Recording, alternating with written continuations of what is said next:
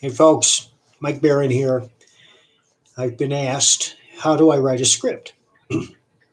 When I started writing comics, I would sit down with a legal pad and I would draw a big rectangle on the page, like a comic page, and then I would imagine the first panel.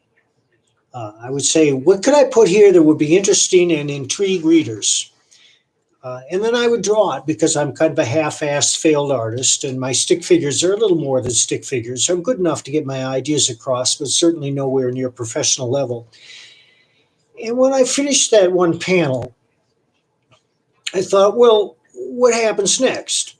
And that's the essential question in all fiction. What happens next? The reader has to care in order to turn the page.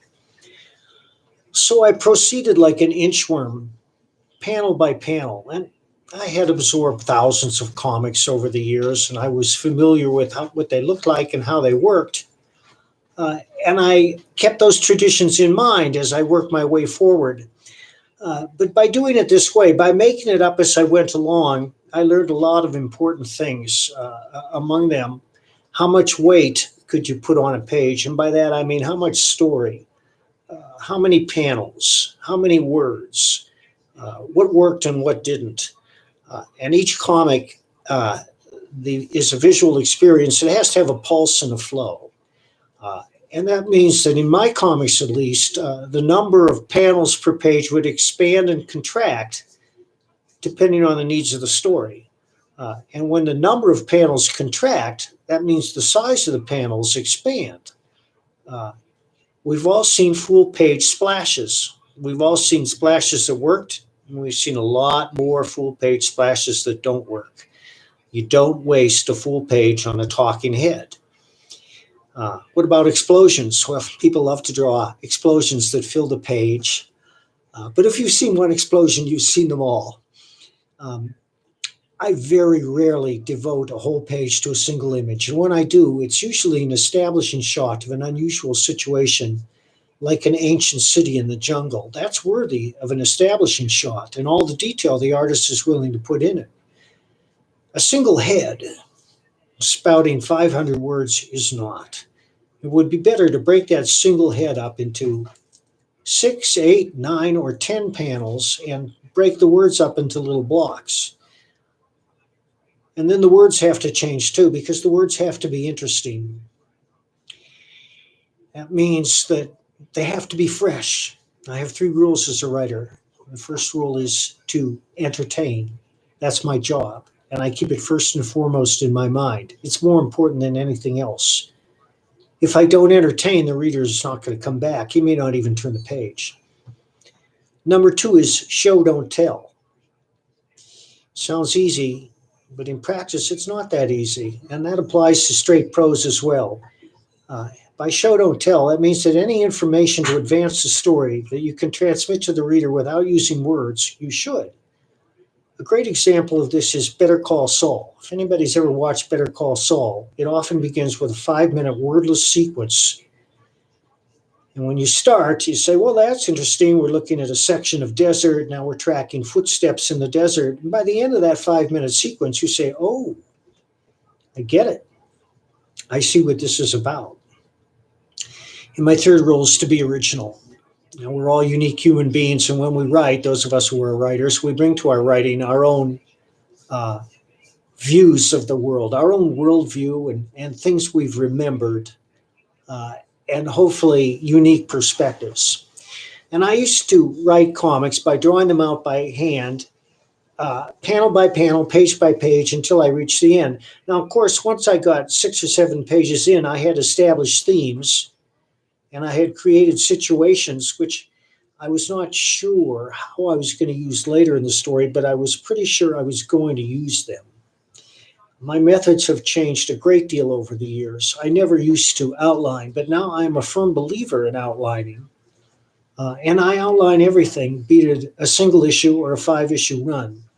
And the outline is a roadmap, but it's not a rigid roadmap, because in every single case that I've outlined, once I've started in on the body of the script, I find that I make changes because I find ways to improve the story. I'm a big believer in outlines. and I encourage writers to use them. There are some writers who don't use them. Elmore Leonard never outlined his books. Of course, Elmore Leonard is one of the most successful writers of the 20th century. He wrote them. He wrote Valdez is Coming, among many other works. Uh,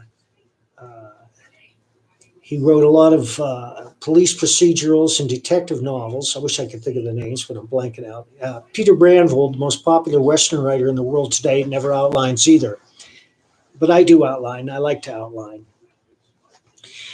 Then, as I'm writing, when I have a character speak, it's mostly for purposes of characterization and not to advance the plot.